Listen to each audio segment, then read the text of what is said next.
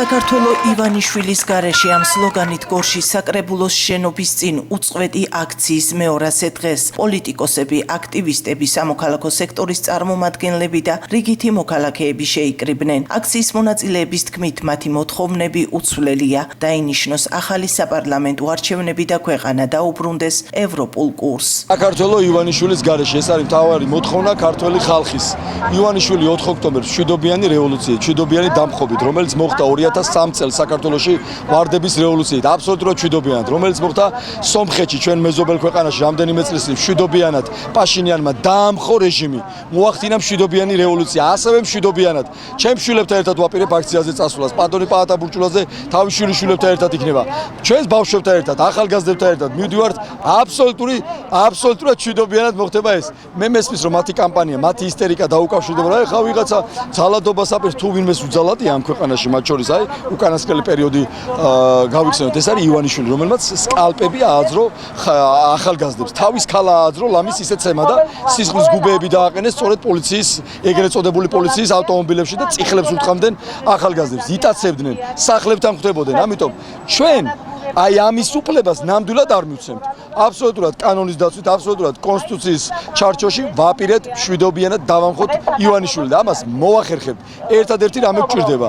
წმენა გამარჯვების. ივანიშვილის თავარი მოკავშირე არის ახლა უიმედობა.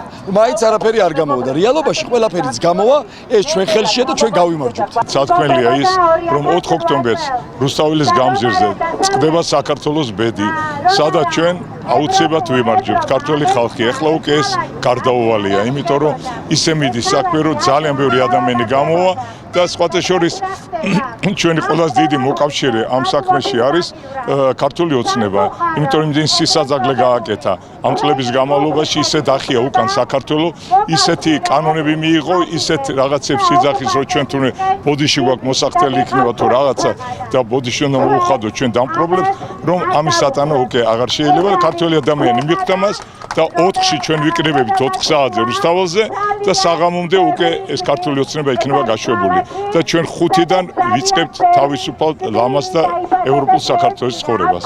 თბილისის პარალელურად უწყვეტი პროტესტი 200 დღეა გორშიც მიმდინარეობს, აქტივისტები ყოველდღე ქალაქის ცენტრში იკრიბებიან. მე200 დღე არის უკვე გორში რაც უწყვეტად ვდგევარ და უწყვეტი პროტესტი მიმდინარეობს. მართალია ყოველდღურად სხვადასხვა რაოდენობის ადამიანი ვიკრიბებით, თუმცა თავარი და არსებითი რაც არის ამაში ის არის უწყვეტობა, ეს უწყვეტობა გრძელდება დღემდე, მოთხოვნები არის აბსოლუტურად უცვლელი, ვითხოვთ საქართველოს ევროპული გზაზე დაბრუნებას, ხელახალ სამართლიან საპარლამენტო არჩევნებს და პოლიტპატიმრების გათავისუფლებას, რა თქმა უნდა ამას ერთვის იმ დამნაშავე პოლიციელების დასჯა, რომლებმაც იძალადეს აქციის მონაწილეებზე ნოემბერ-დეკემბრის თვეში სამწუხაროდ ხელისუფლებას, ეგრეთ წოდებულ ხელისუფლებას არ ესმის ადამიანების, არ ესმის პროტესტის ხმა, რადგან მათ დღეს მხოლოდ ერთადერთი რამეს მინდა, ეს არის კორუფციული გარიგებებით მიღებული ფულის შრიალის ხმა.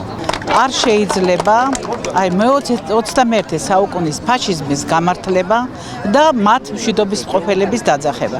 ეს არის ღალატი და გაყიდვა არა მარტო საკუთარი სამშობლოს, საკუთარი ხალხის, საკუთარი თანამოქალაქეების, არამედ ეს არის კაცობრიობის წინააღმდეგ ჩადენილი დანაშაული.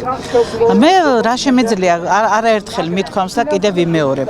დღევანდელი მდგომარეობა მიაქანებს ქვეყანას იქითკენ, რომ იყოს იზოლაციაში და იზოლაციაში მყოფი ქვეყანა იქნება ინდივიდი თუ ორგანიზაცია, ყოველთვის მოხდება ისე, რომ ადვილი დასაჩაგრია, ადვილი დასამონებელი და ადვილი გასანადგურებელია. ამიტომ უნდა ჩვენი სტრატეგია უნდა იყოს არა მარტო თქვათ ხელისუფლების შეცვლა, არამედ იმ ჭირის მოშორება, რასაც ქვია რუსული საცეცები და რუსული მარწუხები.